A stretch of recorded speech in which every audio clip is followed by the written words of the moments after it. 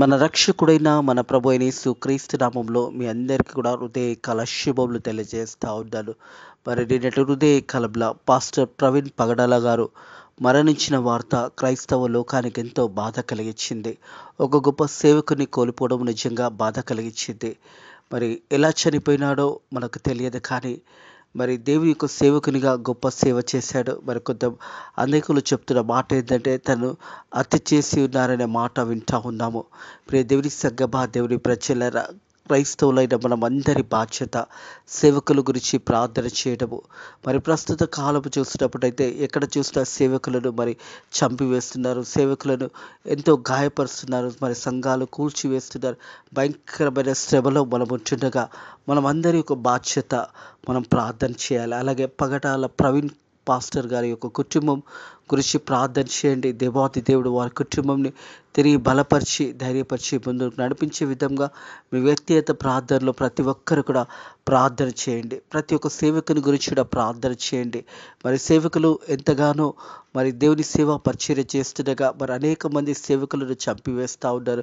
నిన్నటి దినాన్ని చూసినట్టయితే పగటాల ప్రవీణ్ పాస్టర్ గారు కూడా మరి చంపివేస్తున్నారనే వార్త వింటా ఉన్నాము. ప్రియ దేవుని సంగమా, దేవుని ప్రజలారా, అది యాక్సిడెంట్గా మరి చిత్కరించి మరి ఆ రీతిగా చనిపోయినాడని మరి చిత్కరించి ఉన్నారు. కానీ మరి పగటాల ప్రవీణ్ గారిని చంపివేసి ఉన్నారనే మాట కూడా వినబడతా ఉన్నది. ప్రియ దేవుని సంగమా, దేవుని ప్రజలారా, మనం అందరం కూడా ఇది ప్రార్థన చేసే సమయం. ప్రత్యేకంగా సేవకుల గురించి ప్రార్థన చేయండి, వారి ప్రయాణాల గురించి ప్రార్థన చేయండి. మరొకసారి మరి పగటాల ప్రవీణ్ గారి కుటుంబం గురించి ప్రార్థన చేయాలని ప్రభు పేరట తెలియజేస్తా ఉన్నాను. ఒక గొప్ప సేవకుని మనం కోల్పోయి ఉన్నాము. మరి దేవాది దేవుడు మరి ఆ కుటుంబంని ఓదార్చే విధంగా, ధైర్యపరిచి బలపరిచే విధంగా మీ వ్యక్తిగత ప్రార్థనలో మరి పగటాల ప్రవీణ్ పాస్టర్ గారి కుటుంబం గురించి ప్రార్థన చేయాలని ప్రభు పేరట తెలియజేస్తా ఉన్నాను. హృదయకాలం దేవుని యొక్క వాక్యంకి వెళ్దాము. హృదయకాలం దేవుని యొక్క వాక్యము ధ్యానించుకుందాము. యోహాను సువార్త 4వ అధ్యాయము 1వ వచనం నుంచి 26వ వచనం వరకున్న వాక్య భాగాన్ని హృదయకాలం ధ్యానించబోతా ఉన్నాము. యోహాను సువార్త 4వ అధ్యాయం 1వ వచనం నుంచి 26వ వచనం వరకున్న వాక్య భాగాన్ని ధ్యానించబోతా ఉన్నాము. యేసు ప్రభు ఒక స్త్రీతో మాట్లాడిన సన్నివేశము. ప్రియ దేవుని సంగమా, దేవుని ప్రజలారా, యేసు ప్రభు ఒక సమరయ స్త్రీతో మాట్లాడిన సన్నివేశాన్ని హృదయకాలం ధ్యానించబోతా ఉన్నాము. Jesus talks to a women at the well. ఒక బావి దగ్గర యేసు ప్రభు మరి ఆ సమరయ స్త్రీతో మాట్లాడిన సన్నివేశాన్ని హృదయకాలం ధ్యానించబోతాను. యోహాను సువార్త 4వ అధ్యాయం 1వ వచనం నుంచి చూసినట్టయితే, యోహాను కంటే యేసు ఎక్కువ మంది శిష్యులుగా చేసుకొని వారికి బాప్టిజం ఇచ్చిన సంగతి పరిసయ్యులకు వినిరి. ప్రభువుకు తెలిసినప్పుడు ఆయన యూదా దేశంను విడిచి గలిలయ దేశంకు తిరిగి వెళ్ళాను. ప్రియ దేవుని సంగమా, దేవుని ప్రజలారా, యేసు ప్రభు అనేక మందికి బాప్టిజం ఇస్తున్నాడు అనే మాట మరి ఎప్పుడైతే పరిసయ్యులు అలాగే మరి పరిసయ్యులు ఆ విన్న సంగతి యేసేకి తెలిసినప్పుడు యేసే ఆ ప్రాంతాన్ని వదిలేసి మరి ఆయన యూదా దేశంను విడిచి గలిలయ దేశంకు తిరిగి వెళ్ళాను. మరి యేసు ప్రభు దగ్గరికి అనేక మంది ప్రజలు వస్తూ ఉంటారు. మరి యేసు ప్రభు దగ్గర అనేక మంది యేసు ప్రభు మాటలు వింటూ మరి యేసు ప్రభు శిష్యులుగా అనేక మంది చేరబడుతున్న సమయంలో మరి ఆ సమయంలో పరిసయ్యులకు ఎప్పుడైతే ఆ మాట వినబడినప్పుడు, ఆ మాట యేసేకి తెలిసినప్పుడు యేసే ఆ ప్రాంతాన్ని వదిలేసి గలిలయ దేశంకు తిరిగి వెళ్ళాను. ఆయనను యేసు బాప్టిజం ఇవ్వలేదు, కానీ ఆయన శిష్యులు అయి ఉండిరి. ప్రియ దేవుని సంగమా, దేవుని ప్రజలారా, మరి యేసు ప్రభు ఆ సమయంలో ఎక్కువగా మరి బాప్టిజం ఇవ్వలేదు, కానీ ఆయనకు శిష్యులుగా యేసు ప్రభు శిష్యులుగా అనేక మంది చేరబడుతున్న సమయంలో చూసినట్టయితే ఆయన సమరయ మార్గంలో వెలుచున్నాను గనుక యాకోబు తన కుమారుడు యోసేపుకి ఇచ్చిన బావి దగ్గర సమరయలో సుకారా అనే ఊరిలోకి వచ్చాను. ప్రియ దేవుని సంగమా, దేవుని ప్రజలారా, యేసు ప్రభు ఆ ప్రాంతం నుంచి వెళుతున్న సమయంలో మనం చూసినట్టయితే మరి సమరయ అనే మార్గానికి వెళ్ళవలసి వచ్చింది గనుక యాకోబు తన కుమారుని యోసేపుకి ఇచ్చిన బావి దగ్గర సమరయంలో ఉన్న సుకారా అనే ఊరికి వచ్చాను. అక్కడ యాకోబు బావి ఉండను గనుక యేసు ఆ ప్రయాణంలో అలసిపోయిన రీతిని ఆ బావి యొద్ద కూర్చుండెను. అప్పుడు ఇంచుమించు 12 గంటలు అవుతున్న సమయంలో యేసు ప్రభు ఆ సమయంలో మరి ఇంచుమించు 12 గంటల సమయంలో అలసిపోయి ఉండగా ఆ బావి దగ్గర వచ్చి కూర్చొని ఉన్నాడు. ప్రియ దేవుని సంగమా, దేవుని ప్రజలారా, యేసు ప్రభు మన మార్గంలో వెళుతున్న సమయంలో మరి ఆ ఒక బావి దగ్గరకు వచ్చినప్పుడు యేసు ప్రభు అలసిపోయి ఉన్నాడు. మరి ఆ సమయంలో యేసు ప్రభుకు దాహమవుతున్న సమయంలో అక్కడ వచ్చి కూర్చున్న సమయంలో చూసినట్టయితే 6వ వచనము, అక్కడ యాకోబు బావి ఉండెను గనుక యేసు ప్రయాణంలో అలసిపోయిన రీతిని ఆ బావి దగ్గరికి వచ్చి కూర్చుండెను. అప్పుడు ఇంచుమించు 12 గంటలు అవుతున్నది. సమరయ స్త్రీ ఒకటి నీళ్ల చేదుకొనుటకు అక్కడికి రాగా యేసు, నాకు దాహమవుచున్నదని ఆమెను అడగగా, ప్రియ దేవుని సంగమా, దేవుని ప్రజలారా, ఇంచుమించు 12 గంటల సమయంలో సమరయ్య స్త్రీ మరి నీళ్లు చేదుకోవడానికి అక్కడికి వచ్చినప్పుడు యేసు ప్రభు అడుగుతా ఉన్నాడు, అమ్మా నాకు దాహం అవుతుందనేసి. ప్రియ దేవుని సంగమా, దేవుని ప్రజలారా, కొన్ని సందర్భంలో యేసు ప్రభు మనతో మాట్లాడడానికి, మనల్ని యేసు ప్రభు దర్శించడానికి కొన్ని సమయంలో దేవుని వాక్యము ద్వారా మనతో మాట్లాడతాడు. ఇంచుమించు 12 గంటల సమయంలో, ఆ సమయంలో ఎవరు కూడా అక్కడ నీళ్లు చేదుకోవడానికి రాని సమయంలో ఈ సమరయ స్త్రీ అక్కడికి నీళ్లు చేదుకోవడానికి రావడము, యేసు ప్రభు అక్కడ ఉండడము, యేసు ప్రభు ఆ సమరయేని స్త్రీని చూసి నాకు దాహమవుతున్నదని యేసు ప్రభు చెప్పడం, ఇవన్నీ కూడా గమనించినట్టయితే ప్రియ దేవుని సంగమా, దేవుని ప్రజలారా, యేసు ప్రభు ఆ సమరయ స్త్రీని దర్శించడానికే యేసు ప్రభు అక్కడికి వచ్చి ఉన్నాడు. మరి ఇంచుమించు 12 గంటల సమయంలో ఆ స్త్రీ కూడా మరి అక్కడ సమరయ స్త్రీ నీళ్లు చేదుకోవడానికి అక్కడికి రావడము, యేసు ప్రభు ఆమెను దాహమవుతుందని అడగడం, ఇవన్నీ కూడా గమనించినట్టయితే యేసు ప్రభు చాలా సందర్భంలో ఒక్కరిని దర్శించడానికి వస్తాడు. ప్రియ దేవుని సంగమా, దేవుని ప్రజలారా, ఈ సమరయ స్త్రీని దర్శించడానికి యేసు ప్రభు అక్కడికి వచ్చి ఉన్నాడనే సత్యాన్ని జ్ఞాపకం చేసుకోవాలి. యేసు ప్రభు దేవాది దేవుడు కొన్ని సందర్భంలో మనల్ని కూడా ఒక్కొక్కరిని కూడా దర్శిస్తూ దేవుని వాక్యము ద్వారా దేవుడు మనతో కూడా మాట్లాడతాడు అనే సత్యాన్ని జ్ఞాపకం చేసుకోవాలి. సమరయ స్త్రీ ఒకటి నీళ్లు చేదుకోవడానికి అక్కడికి రాగా యేసు, నాకు దాహమవుచున్నదని ఆమెను అడగగా, ఆయన శిష్యులు ఆహారం కొనుటకు ఊరిలోకి వెళ్ళిచుండిరి. ఆ సమరయ స్త్రీ, యూదుడవైన నీవు సమరయ స్త్రీని నన్ను దాహము ఎలా అని అడుగుచున్నావని ఆయనతో చెప్పగా, ఏలైనగా యూదులు సమరయ స్త్రీతో సాంగత్యము చేయరు. మరి సమరయులు యూదులు నీళ్లు చేదుకునే సమయంలో సమరయ స్త్రీలు ఎవరు కూడా బావి దగ్గరికి రారు. మనం గమనించాల్సిన మాట ఒకసారి చూసినట్టయితే ఇంచుమించు 12 గంటల సమయంలో, ఎవరు లేని సమయంలో, ఆ సమరయ స్త్రీ అక్కడికి రావడం జరిగింది. ఆ సమయంలో అక్కడ ఎవ్వరు కూడా లేరు. ప్రియ దేవుని సంగమా, దేవుని ప్రజలారా, సమరయులతో యూదులు సాంగత్యము చేయరు, వారితో మాట్లాడరు. వారు ఎక్కడైతే సమరయ స్త్రీలు మరి ఆ సమయంలో అక్కడికి రారు. వారు ఎందుకంటే ఇక్కడ యూదులు వారు నీళ్లు చేదుకుంటారు కాబట్టి, ఆ సమయంలో నీళ్లు చేదుకున్న సమయంలో, ఉదయకాలం సాయంకాలం నీళ్లు చేదుకున్న సమయంలో ఎవరు కూడా ఈ సమరయ స్త్రీలు కానీ సమరయ వారు ఎవరు కూడా అక్కడికి రారు అనే సత్యాన్ని జ్ఞాపకం చేసుకోవాలి. అందుకే అంటా ఉన్నది, ఆయన శిష్యులు ఆహారం కొనుటకు ఊరికి వెళ్ళి ఉండిరి. ఆ సమరయ స్త్రీ, యూదుడవైన నీవు సమరయ స్త్రీని నన్ను దాహము అడుగుచున్నావని ఆయనతో చెప్పగా, ఏలైనగా యూదులు సమరయులతో సాంగత్యం చేయరు. అందుకు యేసు, నువ్వు దేవుని వారమునకు దాహమవుచున్నదని నిన్ను అడుగుచున్నవాడు ఎవడో అది నువ్వు ఎరగకుండా నువ్వు ఆయన అడుగుదువు. ఆయన నీకు జీవజలం ఇచ్చునని ఆమెతో చెప్పాను. హల్లెలూయా. నువ్వు ఎవరితో మాట్లాడుతున్నావో నీకు తెలియదు. ఆయన నీకు జీవజలము ఇచ్చును అనే మాట యేసయ్య మాట్లాడి ఉన్నాడు. ప్రియ దేవుని సంగమా, దేవుని ప్రజలారా, మరి ఆ సమరయ స్త్రీ, యూదుడవైన నువ్వు నా సమరయ స్త్రీని నన్ను దాహమవుచున్నది ఎలాగ అడుగుచున్నావు అని ఆయనతో చెప్పగా, ఏలైనగా యూదులు సమరయులతో సాంగత్యం చేయరు. అందుకు యేసు, నువ్వు దేవుని వరముని నాకు దాహమవుచున్నదని నిన్ను అడుగుచున్నవాడెవడో అది నీకు ఎరగకున్నట్టు నీవు ఆయనకు అడుగుదువు, ఆయన నీకు నీ జీవజలం ఇచ్చునని చెప్పాను. అప్పుడు ఆ స్త్రీ, అయ్యా, ఈ బావి లోతైనది, చేదుకున్నట్టుకు నాకేమీ లేదు, ఈ జీవజలమును ఎలాగ నాకు దొరుకును? ప్రియ దేవుని సంగమా, దేవుని ప్రజలారా, కొన్ని సందర్భంలో మనం అడగాలి దేవుని, మనకు అర్థం కానప్పుడు దేవుని అడగాలి. ఈ సమరయ స్త్రీ కూడా యేసు ప్రభుని అడుగుతూ ఉన్నది, ప్రభువా, నాకు జీవజలం ఎలా దొరుకుతుంది, అది ఎలా నా దగ్గరికి వస్తుందని అడగడం ప్రారంభించింది. ప్రియ దేవుని సంగమా, దేవుని ప్రజల 11వ వచనము చూసిన అప్పుడు ఆ స్త్రీ, అయ్యా, ఈ బావి లోతైనది, చేదుకున్నట్టుకు నాకేమీ లేదు. ఆ జీవజలం ఎలా నాకు దొరుకును? తాను తాను తానును తన కొమ్ములను పశువులను య- య- ఈ యొక్క బావి నీళ్లు తాగుచున్నామని తండ్రి అయిన యాకోబు కంటే నువ్వు గొప్పవాడువా అని ఆయనను అడిగాను. తండ్రి అయిన యాకోబు కంటే నువ్వు గొప్పవాడువా యేసయ్య? నీ ఈ సమరయ స్త్రీ ఒక సంభాషణతో మాట్లాడుతూ ఉన్నది.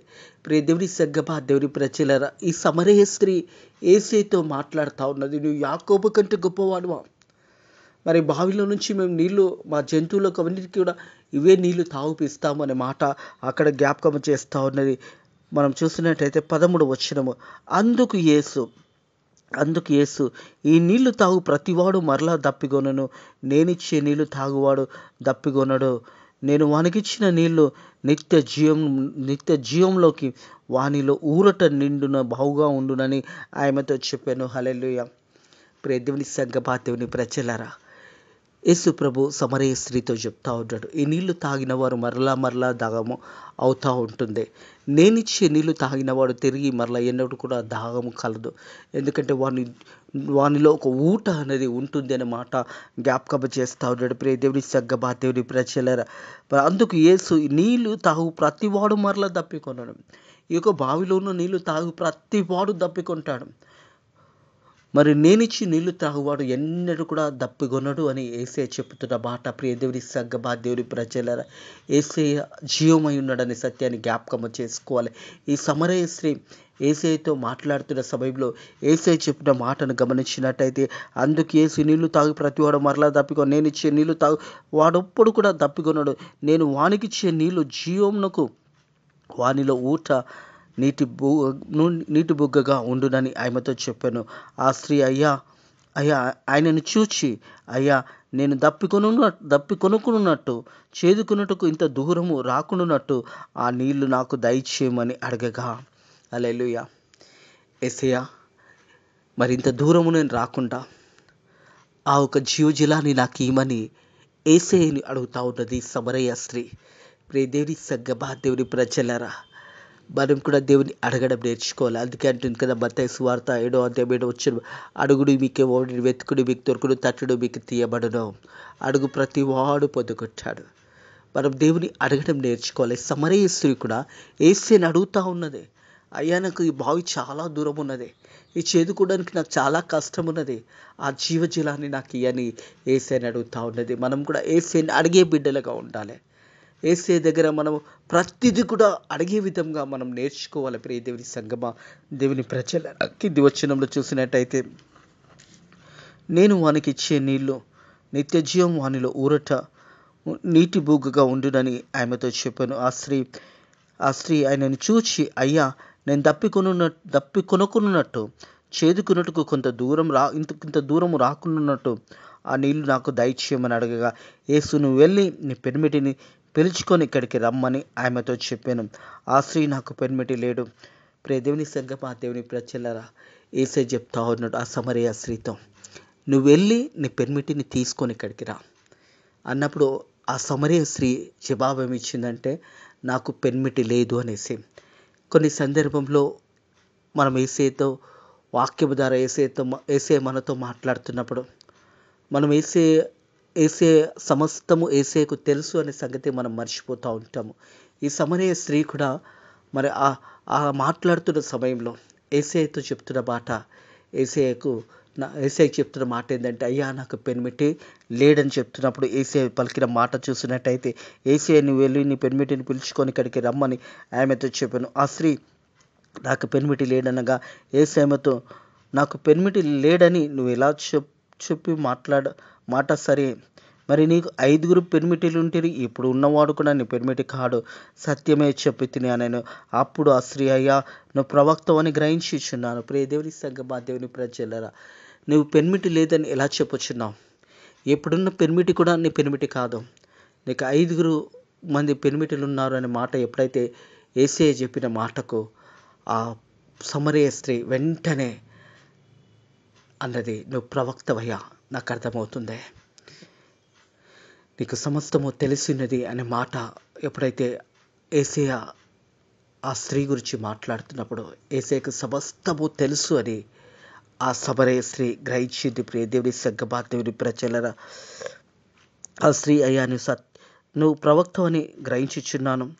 మా పితరులు ఈ పర్వతముందు ఆరాధించుచున్నారు, కానీ ఆరాధించవలసిన స్థలము యెరూషలేములో ఉన్నదని మీరు చెప్పెదరని ఆయనతో అనగా, యేసు ఆమెతో ఇట్లా అన్నాను. ప్రియ దేవుని సంగమా, దేవుని ప్రజలరా, యెరూషలేములో ఆరాధించే స్థలం అక్కడ ఉన్నది అని యేసయ్యకు ఆ సమరయ స్త్రీ చెప్తా ఉన్నది. నువ్వు ప్రవక్తవయ్యా, మరి మా పితరులు చెప్తున్నారు ఆరాధించవలసిన స్థలము యెరూషలేములో ఉన్నది అనే మాట మాకు తెలియజేసి ఉన్నారనే మాట చెప్తున్నప్పుడు యేసు ప్రభు ఆమెతో చెప్తున్న మాటలు గమనించినట్టయితే, అమ్మ, ఒక కాలం వచ్చుచున్నది, ఆ కాలం పర్వతము మీదనైనా యెరూషలేములోనైనా మీరు తండ్రిని ఆరాధింపరు. ఆ సమయం వచ్చినప్పుడు మీరు ఆ ఒక సమయంలో మీరు దేవుని ఆరాధింపరు అనే మాట జ్ఞాపకం చేస్తూ ఉన్నాడు. ప్రియ దేవుని సంఘం, ఆ కాలం వచ్చిచున్నది, ఆ కాలం ముందు పర్వతం మీదనైనా యెరూషలేములోనైనా మీరు తండ్రిని ఆరాధింపరు. నా మాట నమ్ము, మీకు తెలియజేసునని మీకు తెలిసినదని ఆరాధించువారు మేము మాకు తెలుసున్నది ఆరాధించువారమని రక్షణ యూదుల నుండి కలిగి ఉన్నది. అయితే యథార్థంగా ఆరాధించేవారు ఆత్మతోనూ సత్యంతో తండ్రిని ఆరాధించే కాలం వచ్చింది, అది ఇప్పుడు వచ్చి ఉన్నది. తాను ఆరాధించేవారు అట్టివారు కావాలని తండ్రి కోరుచున్నాడు.